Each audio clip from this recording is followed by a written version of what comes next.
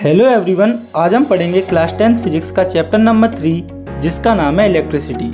तो ये जो है वो क्लास 10th में फिजिक्स का सबसे इम्पोर्टेंट चैप्टर है। इसका वेटेज भी एग्जाम में काफ़ी ज़्यादा होता है और इस चैप्टर से काफ़ी सारे न्यूमेरिकल्स भी हमें एग्जाम में देखने को मिलते हैं।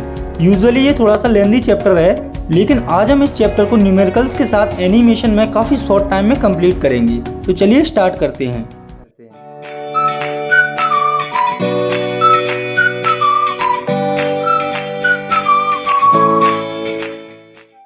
तो सबसे पहले हम समझते हैं इलेक्ट्रिक करंट को या इलेक्ट्रिसिटी को।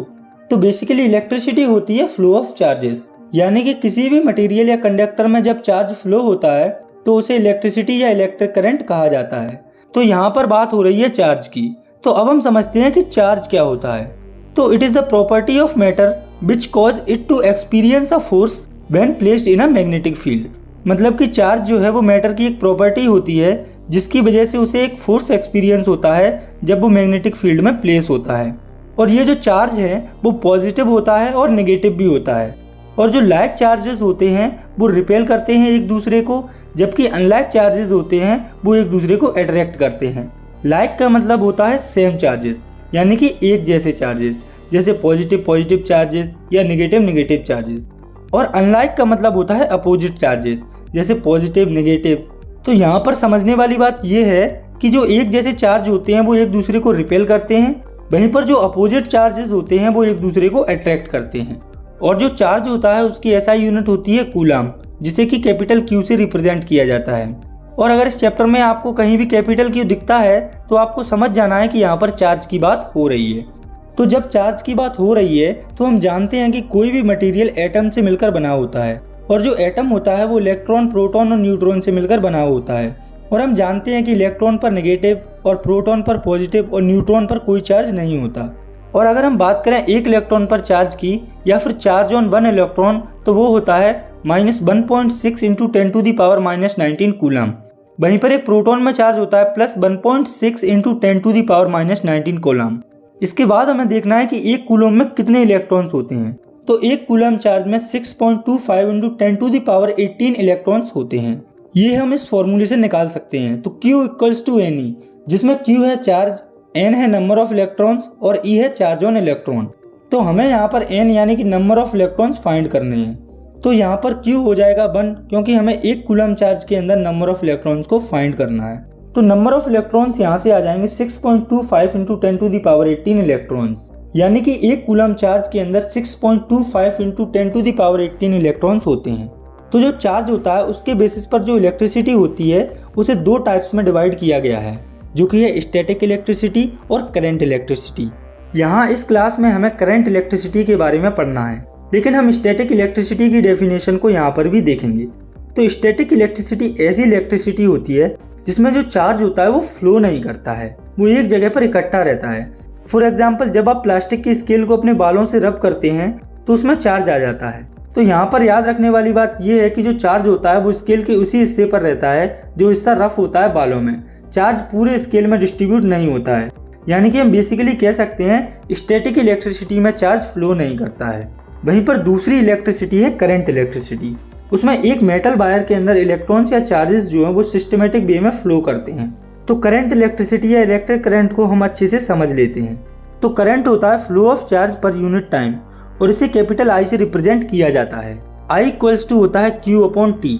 यहाँ पर Q है चार्ज, T है टाइम। और बात करें इसकी SI यूनिट की तो वो होती है एम्पियर, जिसे कैपिटल A से रिप्रेजेंट किया जाता है। और ये जो करंट है इसको जनरली दो और छोटी यूनिट्स में मेजर किया जाता है, जिसमें कि पहली है मिली एम्पियर, जिसको MA से डिनोट किया जाता है, और 1 मिली एम्पियर बराबर होता है 10⁻³ एम्पियर। और दूसरी है माइक्रो एम्पियर, जिसको कि इस तरह से डिनोट किया जाता है, और 1 माइक्रो एम्पियर बराबर होता है 10⁻⁻6 एम्पियर। और ये जो करंट होता है इसे मेजर किया जाता है अमीटर से।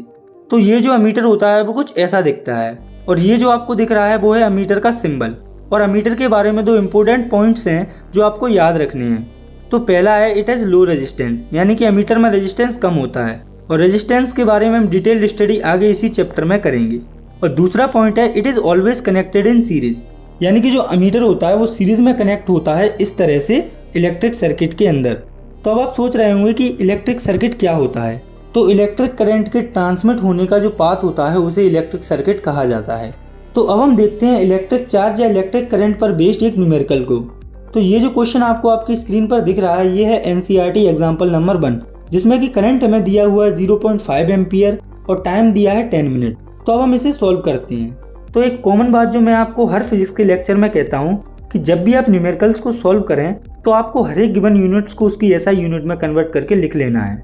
तो हमें गिवन है करंट 0.5 एम्पियर और टाइम 10 मिनट्स, जिसे कि हम उसकी एसआई यूनिट जो कि होती है सेकंड उसमें कन्वर्ट कर लेंगे। तो यहाँ से हमारा टाइम हो जाएगा 600 सेकंड। हमें यहाँ पर चार्ज को फाइंड करना है। तो हम जानते हैं Q = IT, तो हम इस फॉर्मूले में करंट और टाइम की वैल्यूज को रख देंगे। तो जब हम इस इक्वेशन को सॉल्व करेंगे तो हमारा आंसर आ जाएगा 300 कूलम चार्ज। इसके बाद हमें समझना अगले टॉपिक को, जो कि है इलेक्ट्रिक पोटेंशियल और पोटेंशियल डिफरेंस। तो जो हमारा मेटालिक वायर या कंडक्टर होता है उसमें फ्री इलेक्ट्रॉन्स प्रेजेंट होते हैं, जो कि स्पेशल डायरेक्शन में अगर मूव करते हैं तो उसे करंट कहा जाता है। लेकिन इसमें जो इलेक्ट्रॉन्स प्रेजेंट होते हैं इनकी डायरेक्शन स्पेसिफिक नहीं होती, ये रैंडमली इधर उधर मूव करते रहते हैं किसी भी डायरेक्शन में। अगर हमें इन सभी इलेक्ट्रॉन्स को सेम डायरेक्शन में फ्लो कराना है तो हमें एक डिफरेंस क्रिएट करना होगा। इसे आप ऐसे समझिए कि हमारे पास 2 बीकर हैं और ये दोनों एक पाइप से कनेक्टेड हैं। तो अब आप ये एज्यूम करिए कि इन दोनों बीकर में सेम लेवल वाटर है। तो इस कंडीशन में जो वाटर है वो फ्लो नहीं करेगा एक बीकर से दूसरे बीकर में, क्योंकि दोनों बीकर में वाटर का जो लेवल है वो सेम है। इसी तरह से कंडक्टर के अंदर जो इलेक्ट्रॉन्स होते हैं वो इवनली डिस्ट्रीब्यूट होते हैं। वहीं अगर हम बात करें दूसरी सिचुएशन की, तो इसमें हम एक बीकर से वाटर को निकाल देंगे और उसका लेवल कम कर देंगे। तो इस कंडीशन में दोनों बीकर में जो वाटर का लेवल है वो अलग अलग हो जाएगा और उनमें डिफरेंस क्रिएट हो जाएगा। और जिस बीकर में वाटर का लेवल ज़्यादा है उससे वाटर फ्लो होकर उस बीकर में आ जाएगा जिसमें कि वाटर का लेवल कम है। ठीक इसी तरह से कंडक्टर के अंदर डिफरेंस क्रिएट किया जाता है बैटरी को कनेक्ट करके। बैटरी के एक एंड पर पॉजिटिव चार्ज होता है और दूसरे एंड पर नेगेटिव चार्ज होता है। तो हम जानते हैं कि इलेक्ट्रॉन्स नेगेटिवली चार्ज होते हैं, इसलिए कंडक्टर के सभी इलेक्ट्रॉन्स बैटरी में पॉजिटिव एंड पर पहुंच जाते हैं और कंडक्टर के अंदर डिफरेंस क्रिएट हो जाता है, जिसे कि पोटेंशियल डिफरेंस कहा जाता है। तो अब हम पोटेंशियल डिफरेंस को कंसेप्चुअली डेफिनेशन के थ्रू समझते हैं। तो it is a work done to move a unit charge from one point to another, यानी कि एक यूनिट चार्ज को मूव करने में जितना वर्क डन किया जाता है उसे पोटेंशियल डिफरेंस कहा जाता है। तो पोटेंशियल डिफरेंस इक्वल्स टू हो जाएगा वर्क अपॉन चार्ज और इसकी एसआई यूनिट होती है वोल्ट। तो अब हम डिफाइन करते हैं 1 वोल्ट को। तो जब 1 जूल वर्क डन किया जाता है 1 कूलम चार्ज को कैरी करने के लिए, तो उस कंडीशन के पोटेंशियल डिफरेंस को कंसीडर किया जाता है 1 वोल्ट। और ये जो पोटेंशियल डिफरेंस होता है वो सेल और बैटरी के द्वारा मेंटेन किया जाता है। और जो पोटेंशियल डिफरेंस होता है वो मेजर किया जाता है वोल्ट मीटर के थ्रू। वोल्ट मीटर क्या होता है ये हम देख लेते हैं। तो ये एक डिवाइस होता है जो कि कुछ ऐसा दिखता है जो कि पोटेंशियल डिफरेंस को मेजर करने का काम करता है। इसके बारे में 3 पॉइंट्स हैं जो आपको याद रखने हैं। पहला है इट इज़ हाई रेजिस्टेंस, यानी कि वोल्ट मीटर में रेजिस्टेंस काफ़ी हाई होता है। दूसरा है it is always connected in parallel, यानी कि ये हमेशा पैरेलल में कनेक्ट होता है इलेक्ट्रिक सर्किट के अंदर। और तीसरा पॉइंट है कि वोल्ट मीटर में जो करंट है वो हायर पोटेंशियल से लोअर पोटेंशियल की तरफ फ्लो होता है। तो अब हम देखते हैं पोटेंशियल डिफरेंस पर बेस्ड एक न्यूमेरिकल को। तो ये आपकी एनसीईआरटी का एग्जाम्पल नंबर 2 है, जिसमें चार्ज दिया है 2 कूलम और पोटेंशियल डिफरेंस दिया हुआ है 12 वोल्ट। हमें इस न्यूमेरिकल में वर्क फाइंड करना है। तो जब हम इन वैल्यूज़ को इसके फॉर्मूले में रखेंगे जो कि है V = W/Q, तो हमारा वर्क डन आ जाएगा 24 जूल। इसके बाद हमें समझना है सर्किट डायग्राम को।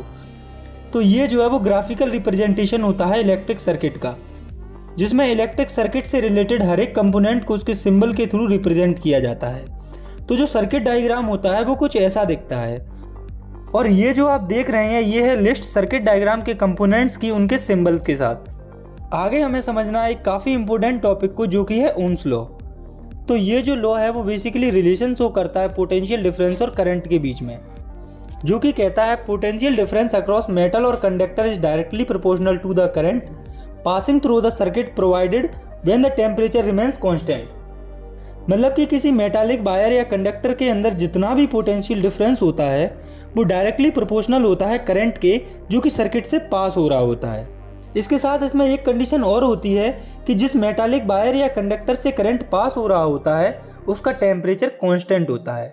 तो हम यहाँ से लिख सकते हैं potential difference is directly proportional to current, या फिर V ∝ I। तो यहाँ पर आपको ये याद रखना है कि जब भी प्रोपोर्शनलिटी कांस्टेंट हटता है तो कुछ ना कुछ कांस्टेंट जरूर आता है। तो यहाँ पर जब ये प्रोपोर्शनलिटी साइन हटेगा तो कांस्टेंट आएगा R।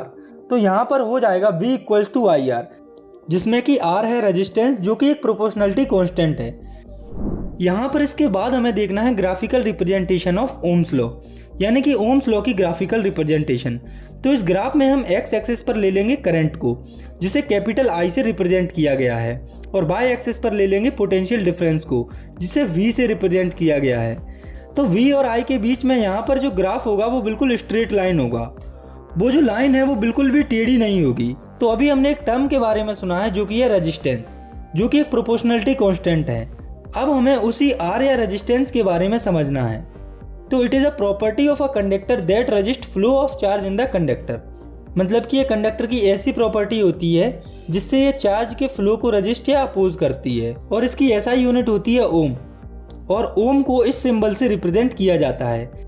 इसके बाद हमें देखना है रेजिस्टेंस से रिलेटेड एक डिवाइस को, जो कि है रियोस्टेट।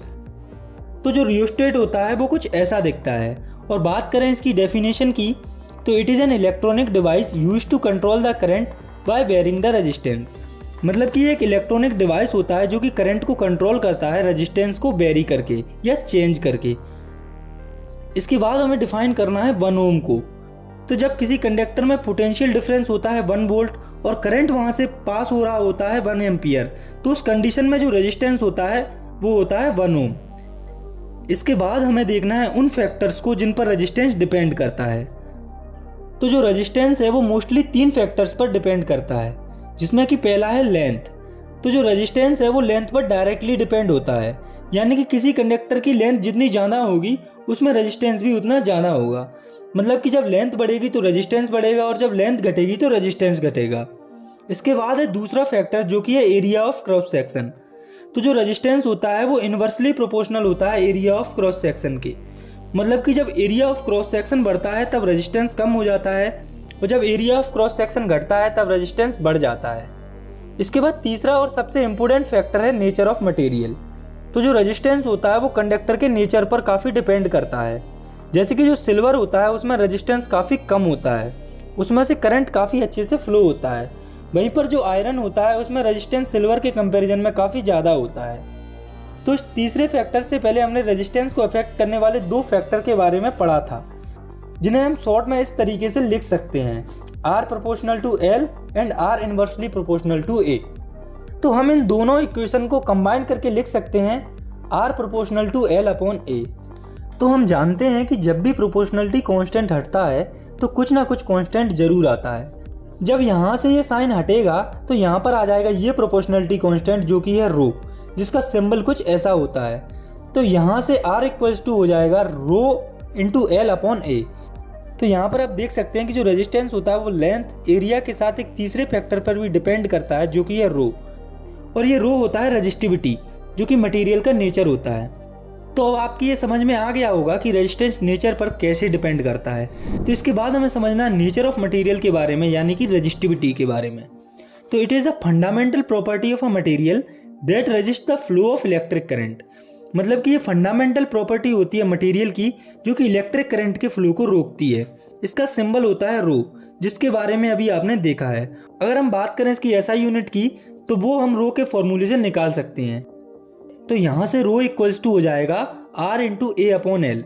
तो रेजिस्टेंस की ऐसा यूनिट है ओम, और एरिया की ऐसा यूनिट होती है मीटर स्क्वायर, और लेंथ की मीटर। तो यहाँ से रेजिस्टिविटी की ऐसा यूनिट आ जाएगी ओम मीटर। आपको यहाँ पर एक चीज़ याद रखनी है, अगर आप एग्जाम में या कहीं भी किसी की भी ऐसा यूनिट भूल गए हैं तो आप उसे उसके फॉर्मूले से निकाल सकते हैं, जैसे अभी हमने निकाली है। तो अब हमें देखना है रेजिस्टिविटी से रिलेटेड कुछ प्रॉपर्टीज़ को। तो इसमें पहली है इट इज़ कॉन्स्टेंट, यानी कि जो रेजिस्टिविटी होती है वो कांस्टेंट होती है, वो कभी चेंज नहीं होती। इसके बाद है range of resistivity of metal and alloys is 10 to the power -8 to 10 to the power -6 ohm metre. मतलब कि मेटल्स और अलॉयज की जो रेजिस्टिविटी होती है वो होती है 10 to the power -8 to 10 to the power -6 ohm metre के बीच में। तो आप देख सकते हैं कि मेटल्स और अलॉयज की रेजिस्टिविटी काफ़ी कम होती है, इसीलिए चार्ज को काफ़ी आसानी से फ्लो करते हैं और ये गुड कंडक्टर बन जाते हैं।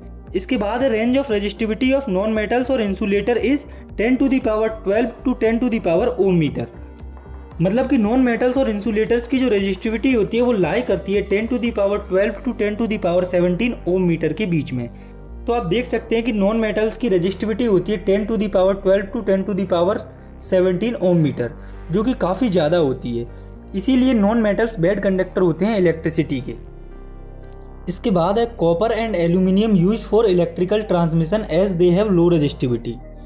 तो अभी आपने पहले पॉइंट में पढ़ा है कि मेटल और अलॉयज़ की रेजिस्टिविटी काफ़ी कम होती है, इसीलिए कॉपर और एल्यूमिनियम जो है वो इलेक्ट्रिकल ट्रांसमिशन में यूज़ होते हैं। इसके बाद हमें देखना है रेजिस्टेंस रेजिस्टिविटी पर बेस्ड कुछ न्यूमेरिकल्स को। तो ये जो आप अपनी स्क्रीन पर न्यूमेरिकल देख रहे हैं ये है एनसीईआरटी का एग्जाम्पल नंबर 3, जिसमें 2 क्वेश्चन हमसे पूछे गए हैं।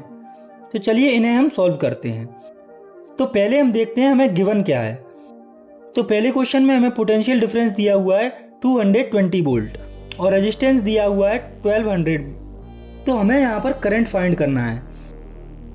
तो हम यहाँ पर सिंपल कुछ नहीं V=IR वाले फॉर्मूले में गिवन वैल्यूज़ को पुट कर देंगे। तो जब हम इन वैल्यूज़ को पुट करेंगे तो हमारा करंट आ जाएगा 0.18 एम्पियर। और इस न्यूमेरिकल के सेकंड पार्ट में भी सेम चीज़ पूछी गई है, बस वैल्यूज़ अलग है। तो आप उसे भी वैल्यूज़ को पुट करके सॉल्व कर सकते हैं। इसके बाद है अगला न्यूमेरिकल, जो कि है एग्जाम्पल नंबर 12.4। तो इस क्वेश्चन में हीटर का पोटेंशियल डिफरेंस दिया हुआ है 60 वोल्ट और वो करंट ड्रॉ कर रहा है 4 एम्पियर। तो हमें यहाँ पर बताना है कि जब पोटेंशियल डिफरेंस 120 वोल्ट हो जाएगा तब करंट क्या होगा। तो सबसे पहले हम यहाँ पर ओम्स लॉ का यूज करके रेजिस्टेंस निकालेंगे। तो यहाँ से हमारा रेजिस्टेंस आ जाएगा 150 ओम। तो अब आप यहाँ पर ध्यान दीजिए कि रेजिस्टेंस हमें पता है 150 ओम, पोटेंशियल डिफरेंस का भी पता है 120 वोल्ट। तो हमें करंट फाइंड करना है, तो हम यहाँ भी ओम्स लॉ अप्लाई कर देंगे। तो यहाँ से हमारा करंट आ जाएगा 8 एम्पियर, यानी कि जब पोटेंशियल डिफरेंस 120 वोल्ट हो जाएगा तब 8 एम्पियर करंट विड्रॉ होगा। तो अब हम इन टॉपिक्स पर बेस्ड एक और न्यूमेरिकल को देखते हैं। तो ये है आपकी एनसीईआरटी का एग्जाम्पल नंबर 12.6, जिसमें एक मटेरियल दिया है जिसकी लेंथ है L और एरिया ऑफ क्रॉस सेक्शन है A और उसका रेजिस्टेंस है 4 ओम। तो हमें उसी सेम मटेरियल का रेजिस्टेंस फाइंड करना है जब उसकी लेंथ आधी हो जाए और area of cross section double हो जाए। तो ये क्वेश्चन आपको काफ़ी कॉम्प्लिकेटेड लग रहा होगा, पर एक्चुअल में ये काफ़ी सिंपल क्वेश्चन है। तो इसमें हम दोनों कंडीशन को इक्वेशन के फॉर्म में लिख लेंगे। आपको एक बात याद रखनी है कि आप जब भी न्यूमेरिकल्स को सॉल्व करें तो आप फॉर्मूले को अच्छी तरह से ध्यान रखें कि कौन सा फॉर्मूला कहाँ पर यूज होगा। तो यहाँ पर रेजिस्टिविटी वाला फॉर्मूला यूज होगा। तो पहली इक्वेशन बन जाएगी R1 = ρ × L/A = 4 ओम। अब दूसरे वायर के लिए इक्वेशन, तो यहाँ पर लेंथ आधी हो जाएगी और area of cross section double हो जाएगा। तो यहाँ से इक्वेशन हो जाएगी R2 = ρ × L ½/2A = 1/4 ρ × L/A। तो अब आप इस इक्वेशन में ρ × L/A वाले पार्ट को देखिए। इसकी वैल्यू हमें पहले इक्वेशन में दी हुई है 4 एम्पियर। तो जब हम इसकी वैल्यू को यहाँ पर पुट करेंगे तो आपकी दूसरी वायर का रेजिस्टेंस आएगा 1 ओम। तो अब आपको ये न्यूमेरिकल अच्छे से समझ में आ गया होगा, लेकिन मैं आपको सजेस्ट करना चाहूँगा कि आप इस वीडियो को बैक करके एक बार और देखें, जिससे आप इस टाइप के न्यूमेरिकल को आसानी से सॉल्व कर पाएँ। तो अब हम आगे बढ़ते हैं और समझते हैं एक इम्पोर्टेंट टर्म को, जो कि है रजिस्टर। तो it is an electrical component that limits और रेगुलेट्स द इलेक्ट्रिक करंट, और register is anything that electricity can travel through easily. मतलब कि रजिस्टर ऐसे इलेक्ट्रिकल कंपोनेंट होते हैं जो कि इलेक्ट्रिक करंट को लिमिट कर दें, यानी कि अपने आप में से लिमिटेड करंट को पास होने दें, उन्हें रजिस्टर कहा जाता है। या फिर अगर हम दूसरी तरह से कहें तो रेजिस्टेंस वो होते हैं जिससे इलेक्ट्रिसिटी आसानी से पास नहीं हो पाती है। For example fan, bulb, TV etc। तो अभी हमने जिन रजिस्टर्स के बारे में पढ़ा है, अगर हम इन्हें एक लाइन या सीरीज़ में कनेक्ट कर दें तब रेजिस्टेंस क्या होगा, ये अब हम देखते हैं। तो आप इस सर्किट डायग्राम को देखिए। इसमें 3 रजिस्टर्स जो कि सीरीज़ या लाइन में कनेक्ट हैं, इन्हें R1, R2 और R3 से रिप्रेजेंट किया गया है और उसमें एक बैटरी और एमीटर भी कनेक्टेड है। तो हम जानते हैं कि जो करंट होता है वो पॉजिटिव एंड से नेगेटिव एंड की तरफ फ्लो करता है, इसीलिए करंट की डायरेक्शन ये दिखाई गई है। तो जो ये बैटरी है वो इस सर्किट में पोटेंशियल डिफरेंस क्रिएट करेगी, जिसकी वजह से करंट इसमें फ्लो करेगा। तो अब आप इस सर्किट को देखिए। करंट के लिए इस सर्किट में एक ही रास्ता है, ये वाला, यानी कि करंट इस सर्किट में सेम रहेगा। अगर हम बात करें वोल्टेज की, तो कुछ वोल्टेज फर्स्ट रजिस्टर यूज करेगा, कुछ सेकंड रजिस्टर और कुछ वोल्टेज थर्ड रजिस्टर यूज करेगा। तो यहाँ से हर एक जो रजिस्टर है उसके लिए वोल्टेज अलग होगा। तो R1 रजिस्टर के लिए वोल्टेज हो जाएगा V1, R2 के लिए V2 और R3 रजिस्टर के लिए वोल्टेज हो जाएगा V3। तो हम जानते हैं V होता है IR। तो हम V1 को लिख सकते हैं IR1। करंट यहाँ पर तीनों रजिस्टर में सेम रहेगा। ऐसे ही V2 हो जाएगा IR2 और V3 इक्वल्स टू हो जाएगा IR3। तो अब हमें यहाँ पर पता करना है कि रजिस्टर को सीरीज में कनेक्ट करने पर टोटल रेजिस्टेंस का क्या होगा। तो इसके लिए हम रेजिस्टेंस के तीनों रजिस्टर की इक्वेशन को जोड़कर टोटल रेजिस्टेंस के आगे लिख देंगे। तो V equals to V1 plus V2 plus V3। तो अब हम आगे इस इक्वेशन को सॉल्व करेंगे। IR equals to IR1 plus IR2 plus IR3। तो I को हम तीनों इक्वेशन में से कॉमन ले लेंगे। तो हम इस इक्वेशन को ऐसे भी लिख सकते हैं IR equals to I bracket में R1 plus R2 plus I3। तो यहाँ से I से जो ये I है वो कट जाएगा और रेजिस्टेंस आ जाएगा R equals to R1 plus R2 plus R3। तो चलिए अब हम देखते हैं रजिस्टर इन सीरीज पर बेस्ड एक न्यूमेरिकल को। तो ये जो आप न्यूमेरिकल अपनी स्क्रीन पर देख रहे हैं ये है NCERT का एग्जाम्पल नंबर 12.7। तो इस इक्वेशन में हमें इलेक्ट्रिक लैंप का रेजिस्टेंस दिया है 20 ओम और कंडक्टर का रेजिस्टेंस दिया है 4 ओम और एक बैटरी दी हुई है 6 वोल्ट। इस पूरे न्यूमेरिकल में 3 क्वेश्चन हमसे पूछे गए हैं, जिसमें कि पहले क्वेश्चन में हमें पूरे सर्किट का टोटल रेजिस्टेंस फाइंड करना है। तो हमें पता है जब रेजिस्टेंस सीरीज में कनेक्ट होते हैं तो हम टोटल रेजिस्टेंस को निकालने के लिए सिंपल रेजिस्टेंस वाला फॉर्मूला लगा देंगे। तो R equals to R1 plus R2। तो यहाँ से हमारा टोटल रेजिस्टेंस आ जाएगा 24 ओम। इसके बाद दूसरे क्वेश्चन में हमें फाइंड करना है टोटल करंट इस सर्किट का। तो हमें पोटेंशियल डिफरेंस दिया हुआ है 6 वोल्ट और टोटल रेजिस्टेंस अभी हमने निकाला है 24 ओम। तो हम सिंपल ओम्स लॉ लगाकर यहाँ पर करंट फाइंड कर लेंगे। तो V इक्वल्स टू होता है IR।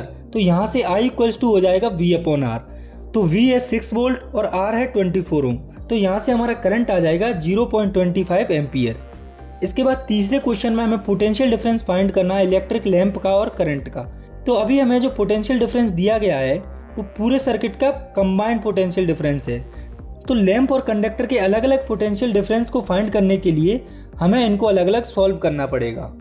तो पहले हम फाइंड करेंगे लैंप के पोटेंशियल डिफरेंस को। तो लैंप का रेजिस्टेंस हमें दिया है 20 ओम और करंट यहाँ पर सेम है। तो जब V इक्वल्स टू IR वाला फॉर्मूला हम यूज करेंगे तो हमारे लैंप का पोटेंशियल डिफरेंस आ जाएगा 5 वोल्ट। तो ऐसे ही जब हम इन वैल्यूज को कंडक्टर में पुट करेंगे तो कंडक्टर का पोटेंशियल डिफरेंस आ जाएगा 1 वोल्ट। इसके बाद हमें देखना है रजिस्टर इन पैरेलल, यानी कि जब रजिस्टर्स को पैरेलल में कनेक्ट किया जाता है तब टोटल रेजिस्टेंस क्या होगा। तो ये जो आप देख रहे हैं ये है सर्किट डायग्राम जिसमें रजिस्टर पैरेलल में कनेक्टेड हैं कुछ इस तरह से। ये है पहला रजिस्टर जिसका रेजिस्टेंस है R1, दूसरे का है R2 और तीसरे का है R3। इनको यहाँ पर एक बैटरी से कनेक्ट किया गया है और करंट को मेजर करने के लिए हमने एमीटर का यूज किया है जो कि सीरीज में कनेक्टेड है। और रजिस्टर्स के वोल्टेज को मापने के लिए हमने एक वोल्ट मीटर का यूज किया है जो कि रजिस्टर्स के पैरेलल में है, जैसा कि आप देख सकते हैं। तो सर्किट के अंदर जो भी ये वायर्स हैं इनमें I करंट फ्लो हो रहा है। तो जैसे ही करंट यहाँ पर पहुँचेगा कुछ करंट यहाँ पर इस रजिस्टर में फ्लो होगा, कुछ इसमें और कुछ इस वाले में। तो यहाँ पर इन तीनों रजिस्टर्स में जो करंट है वो अलग अलग होगा, वहीं पर जो वोल्टेज है वो सेम होगा क्योंकि हमने वोल्टेज को रजिस्टर के पैरेलली कनेक्ट किया है। तो ओम्स लॉ में हमने पढ़ा था V इक्वल्स टू IR। तो यहाँ पर जो करंट है वो सेम नहीं है, तो हमें यहाँ से I करंट की वैल्यू को फाइंड करना है। तो I इक्वल्स टू हो जाएगा V अपॉन R। तो ऐसे ही हम तीनों रजिस्टर्स में करंट की वैल्यू फाइंड करेंगे जिसमें कि वोल्टेज सेम है। तो पहले रजिस्टर के लिए करंट हो जाएगा I1 equals to V upon R1, दूसरे के लिए I2 equals to V upon R2 और तीसरे के लिए I3 equals to V upon R3। तो हम करंट को फाइंड करने के लिए टोटल करंट को रजिस्टर्स के करंट के सामने लिख देंगे। तो I equals to I1 plus I2 plus I3। तो हम यहाँ से इनकी वैल्यूज को इस इक्वेशन में पुट कर देंगे। तो I की वैल्यू है V अपॉन R, ऐसे ही हम I1, I2 और I3 की वैल्यूज को रख देंगे। तो जब हम इन वैल्यूज को रख देंगे तो V upon R equals to हो जाएगा V upon R1 plus V upon R2 plus V upon R3। तो इस इक्वेशन को जब हम सॉल्व करेंगे तो हमें मिलेगा 1 upon R equals to 1 upon R1 plus 1 upon R2 plus 1 upon R3। तो जब रजिस्टर्स पैरेलल में कनेक्ट होंगे तब जो टोटल रेजिस्टेंस है वो इक्वल होगा इन तीनों रेजिस्टेंस के रेसिप्रोकल के सम के। तो हमने अभी रजिस्टर्स को दो तरह से कंबाइन किया, पहले सीरीज में और अब पैरेलल में। तो सीरीज कॉम्बिनेशन में जो करंट होता है वो कांस्टेंट होता है और इस कंडीशन में जो टोटल रेजिस्टेंस होता है वो इन तीनों या जितने भी रेजिस्टेंस दिए हुए होते हैं उनके सम के बराबर होता है। वहीं पर जो पैरेलल कॉम्बिनेशन होता है उसमें वोल्टेज कांस्टेंट होता है और उसमें टोटल रेजिस्टेंस होता है वो इन तीनों रेजिस्टेंस या जितने भी गिवन रेजिस्टेंस है उनके रेसिप्रोकल के सम के बराबर होता है। तो अब हम देखते हैं रजिस्टर्स को सीरीज या पैरेलल में कब कनेक्ट किया जाता है। तो अगर हम बात करें सीरीज की तो सीरीज में कनेक्ट करने पर जो रेजिस्टेंस होता है वो काफ़ी ज़्यादा होता है। और अगर बात करें इसके एग्जाम्पल की, तो हम दिवाली में जो लाइटिंग वगैरह यूज़ करते हैं या लड़ियाँ या जिन्हें झल्लर भी बोला जाता है, तो उनमें जो रजिस्टर्स होते हैं वो सीरीज में कनेक्ट होते हैं। वहीं पर जो बल्ब फैन वगैरह होते हैं उनमें रजिस्टर्स पैरेलल में कनेक्ट होते हैं। तो अभी हमने रजिस्टर्स इन सीरीज पर बेस्ड एक न्यूमेरिकल को सॉल्व किया था। तो अब हम एक न्यूमेरिकल सॉल्व करेंगे जो कि बेस्ड होगा रजिस्टर इन पैरेलल के ऊपर। तो ये जो क्वेश्चन आप अपनी स्क्रीन पर देख रहे हैं ये है एनसीईआरटी का एग्जाम्पल नंबर 12.8। इसमें 3 रजिस्टर्स पैरेलल में कनेक्ट हैं और उनका रेजिस्टेंस हमें दिया हुआ है और हमें पोटेंशियल डिफरेंस दिया हुआ है 12 वोल्ट। तो हम जानते हैं कि पैरेलल में पोटेंशियल डिफरेंस सेम होता है। इस न्यूमेरिकल में भी हमसे 3 क्वेश्चन पूछे गए हैं। तो पहले क्वेश्चन में हमें करंट फाइंड करना है हर एक रजिस्टर का। तो जब हम इन तीनों रजिस्टर में ओम्स लॉ लगाएंगे तो हमारा करंट आ जाएगा I1 = 2.4/A, I2 = 1.2A और I3 आ जाएगा 0.4 एम्पियर। और दूसरे क्वेश्चन में हमसे टोटल करंट पूछा गया है, तो इसके लिए हम पूरे करंट को ऐड कर देंगे तो हमारा टोटल करंट आ जाएगा 4 एम्पियर। और तीसरे क्वेश्चन में हमसे टोटल सर्किट का रेजिस्टेंस पूछा गया है। तो हमें पैरेलल में रेजिस्टेंस का फॉर्मूला पता है 1/R = 1/R1 + 1/R2 + 1/R3। तो जब हम इस फॉर्मूले में वैल्यूज को पुट करेंगे तो हमारा टोटल रेजिस्टेंस आ जाएगा 3 ओम। तो हमें यहाँ से एक बात पता चलती है कि सीरीज में जो रेजिस्टेंस होता है वो बढ़ता है, वहीं पर पैरेलल में जो रेजिस्टेंस होता है वो कम हो जाता है। तो जब रेजिस्टेंस कम होता है तो ये अच्छा होता है करंट के फ्लो के लिए, यानी कि जब करंट पैरेलल रेजिस्टर में फ्लो करेगा तो वो इजीली फ्लो करेगा। इसीलिए पैरेलल कॉम्बिनेशन के कुछ एडवांटेज होते हैं जिन्हें अब हमें देखना है। तो एडवांटेज ऑफ पैरेलल कॉम्बिनेशन, इसमें पहला है in series when one register fails the circuit is broken and non component work.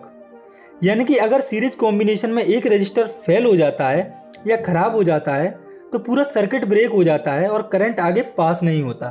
जैसे कि ये है सीरीज कॉम्बिनेशन, अगर इसमें ये रजिस्टर फेल हो गया तो करंट आगे पास नहीं होगा, क्योंकि सीरीज कॉम्बिनेशन में करंट एक ही जगह से पास हो रहा होता है। वहीं पैरेलल कॉम्बिनेशन में ऐसा नहीं होता, क्योंकि पैरेलल कॉम्बिनेशन में अगर एक रजिस्टर फेल हो जाता है तो करंट जो है वो इन अलग अलग रजिस्टर से पास हो जाता है और जो करंट है वो काम करता रहता है। सेकेंड एडवांटेज है different appliances require different colour, this can not be satisfied in series combination.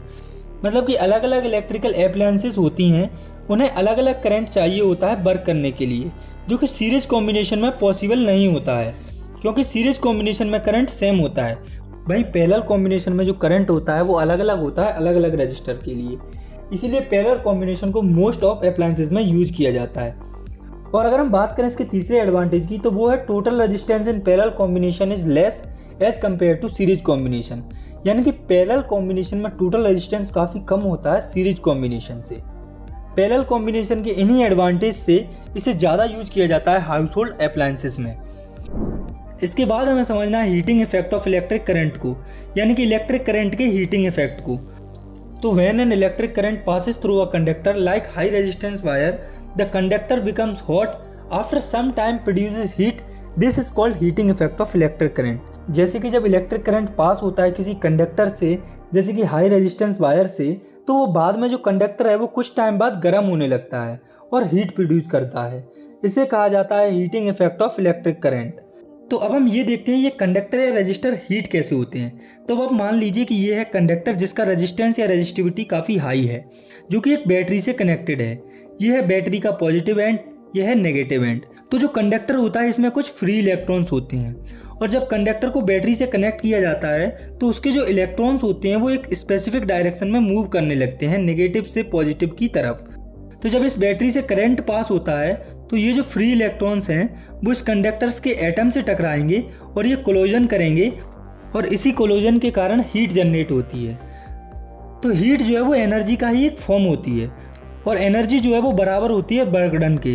तो अगर हम ध्यान से देखें तो हमें ये पता चलता है कि हीट और वर्क डन यहाँ पर बराबर हैं। तो हमें ये याद रखना है कि वर्क और हीट सिमिलर हैं यहाँ पर। तो वर्क को W से और हीट को H से रिप्रेजेंट किया गया है। तो W और H जो है वो यहाँ पर सेम है। तो अभी थोड़े टाइम पहले हमने पोटेंशियल डिफरेंस में वर्क की वैल्यू फाइंड की थी, तो हम यहाँ पर वो पोटेंशियल डिफरेंस वाला फॉर्मूला लिख देंगे, V = W/Q।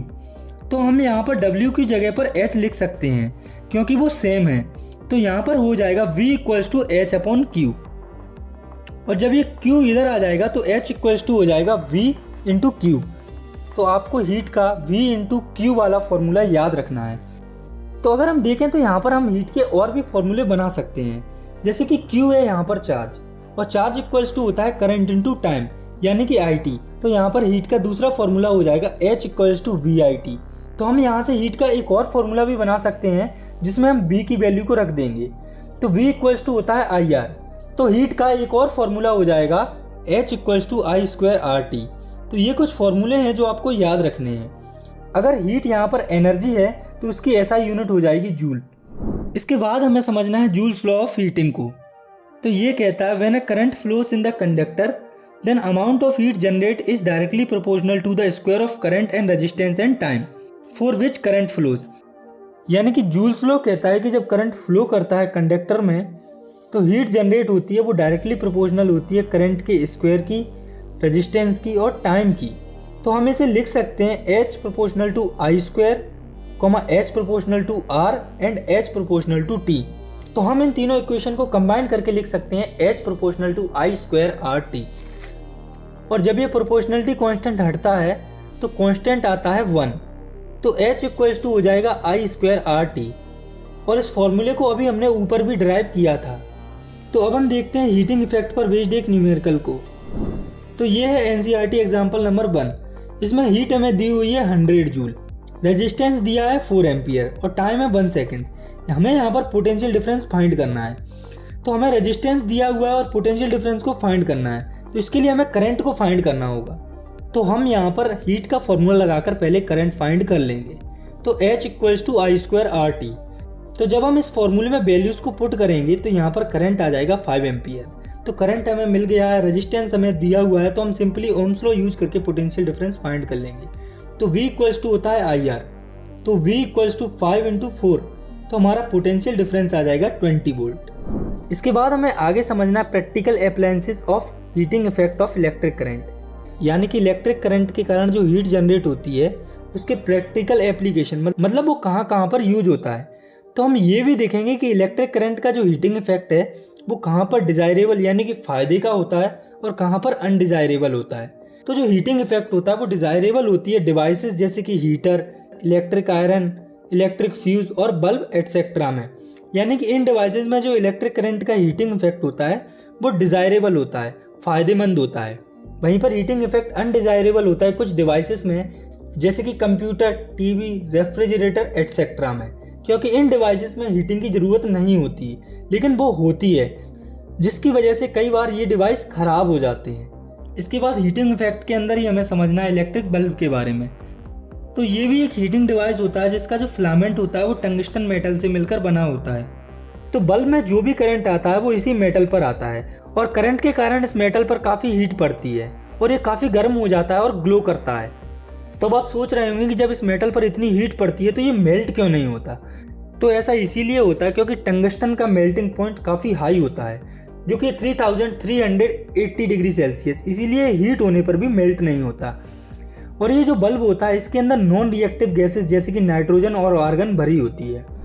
इसके बाद हमें देखना है एक और डिवाइस को जो कि है इलेक्ट्रिक फ्यूज। तो ये एक डिवाइस होता है जो कि इलेक्ट्रिक सर्किट या अप्लायंसेस को प्रोटेक्ट करता है इलेक्ट्रिक करंट के फ्लो को रोककर शॉर्ट सर्किट के टाइम पर या ओवरलोडिंग के टाइम पर। इलेक्ट्रिक फ्यूज के बारे में 3 पॉइंट्स हैं जो हमें जानने हैं। पहला है it is always connected in series, यानी कि ये जो फ्यूज होता है वो सीरीज में कनेक्ट होता है। और सीरीज में ये इसीलिए कनेक्ट होता है क्योंकि सीरीज में अगर एक कंपोनेंट काम नहीं करता है तो आगे वाले कंपोनेंट भी सही से काम नहीं करते हैं। और दूसरा है it has low melting point, यानी कि ये जो फ्यूज होता है इसका मेल्टिंग पॉइंट काफ़ी कम होता है। और ऐसा इसीलिए होता है क्योंकि फ्यूज को मेल्ट होना पड़ता है शॉर्ट सर्किट के टाइम पर, इसीलिए फ्यूज बनाने के लिए उन्हीं मेटल्स को यूज किया जाता है जिनका मेल्टिंग पॉइंट काफ़ी कम होता है। और तीसरा पॉइंट है the wire of fuse is made up of alloys और metals like tin, copper, aluminium etcetera, यानी कि फ्यूज बनाने के लिए अलॉयस या फिर टिन, कॉपर, एल्यूमिनियम जैसे मेटल का यूज होता है। और अलॉयस और ऐसे मेटल्स का यूज इसीलिए होता है क्योंकि इन मेटल्स और अलॉयस का मेल्टिंग पॉइंट काफ़ी कम होता है। तो अब हमें समझना है इस चैप्टर के आखिरी टॉपिक को जो कि है इलेक्ट्रिक पावर। तो electric energy consumed per unit time in an electric circuit is called electric power. तो पर यूनिट टाइम में जो इलेक्ट्रिक एनर्जी कंज्यूम होती है उसे इलेक्ट्रिक पावर कहा जाता है। इसकी SI यूनिट होती है वाट, इसे कैपिटल W से रिप्रेजेंट किया जाता है। और अगर हम पावर को मैथमेटिकली एक्सप्रेस करना चाहें तो वो भी हम कर सकते हैं। तो P = E/T, क्योंकि पावर होता है एनर्जी पर यूनिट टाइम, तो यहाँ से हम पावर के भी काफ़ी फॉर्मूले निकाल सकते हैं। तो चलिए देखते हैं उन्हें। तो यहाँ पर जो एनर्जी है वो हीट के बराबर है, तो हम E की जगह पर H लिख सकते हैं। तो P = हो जाएगा H/2। तो हमने अभी हीटिंग इफेक्ट में H की कुछ वैल्यूज़ को फाइंड किया था, जिन्हें अब हम यहाँ पर पुट करेंगे। तो H = होता है VIT, तो हम H की जगह पर VIT रख देंगे। तो यहाँ से पावर का फॉर्मूला आ जाएगा P = V/I। तो अगर हम इस फॉर्मूले को आगे सॉल्व करें तो यहाँ से पावर के 2 और फॉर्मूले आ जाएंगे। तो हम इस P = V/I वाले फॉर्मूले में V की वैल्यू रख देंगे। तो V = होता है IR, तो हम V की जगह पर IR लिख सकते हैं। तो यहाँ से P = हो जाएगा I²R। वहीं पर तीसरे फॉर्मूले के लिए हम ओम्स लॉ के हिसाब से I की वैल्यू रख देंगे। तो I = होता है V/R। तो जब हम I की वैल्यू को P = V/I वाले फॉर्मूले में रखेंगे तो वो हो जाएगा V²/R। तो पावर की यूनिट होती है वाट, जो कि काफ़ी छोटी यूनिट होती है। और हम जो है वो प्रैक्टिकली पावर की बड़ी यूनिट किलोवाट को यूज करते हैं, जो कि 1000 वॉट्स के बराबर होती है। तो हम जानते हैं इलेक्ट्रिक एनर्जी होती है पावर और टाइम का प्रोडक्ट। तो अब हमें देखना है commercial unit of electrical energy. Commercial unit यानी कि ऐसी यूनिट जिसका यूज हम कॉमनली करते हैं। तो हम पावर को जनरली किलोवाट और टाइम को हावर में मापते हैं, इसीलिए कमर्शियल यूनिट हो जाएगी किलोवाट/हावर। तो अब हम देखते हैं 1 किलोवाट/आवर में कितनी एनर्जी होती है। तो 1 किलोवाट में 1000 वॉट्स होते हैं और 1 आवर में 3600 सेकंड होते हैं। तो जब इन दोनों का मल्टीप्लाई होता है तो वो आता है 3.6 × 10⁶ वॉट सेकंड। यहाँ पर हम कह सकते हैं 3.6 × 10⁶ जूल। और अगर हम बात करें इसकी यूज की, तो हमारे घर में जो इलेक्ट्रिसिटी बिल आता है वो इसी पर बेस्ड होता है। जैसे कि हम बिल भरते हैं 1 यूनिट के हिसाब से। तो 1 यूनिट इलेक्ट्रिसिटी का यूज का मतलब है कि हम 1 किलोवाट/आवर एनर्जी का यूज कर चुके हैं। तो अब हमें देखना है इलेक्ट्रिक पावर पर बेस्ड इस चैप्टर के आखिरी न्यूमेरिकल को। तो इस क्वेश्चन में पोटेंशियल डिफरेंस दिया हुआ है 220 वोल्ट और करंट दिया हुआ है 0.50 एम्पियर। तो हमें यहाँ पर पावर फाइंड करना है। तो P = होता है V/I। तो जब हम इस फॉर्मूले में वैल्यूज़ को रखेंगे तो हमारी पावर आ जाएगी 110 वोल्ट।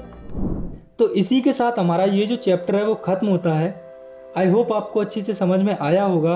अगर वीडियो पसंद आई है तो आप इसे लाइक कर सकते हैं, और अगर आप चाहें तो इस चैनल को भी सब्सक्राइब कर सकते हैं। तब तक के लिए thanks for watching, take care, bye.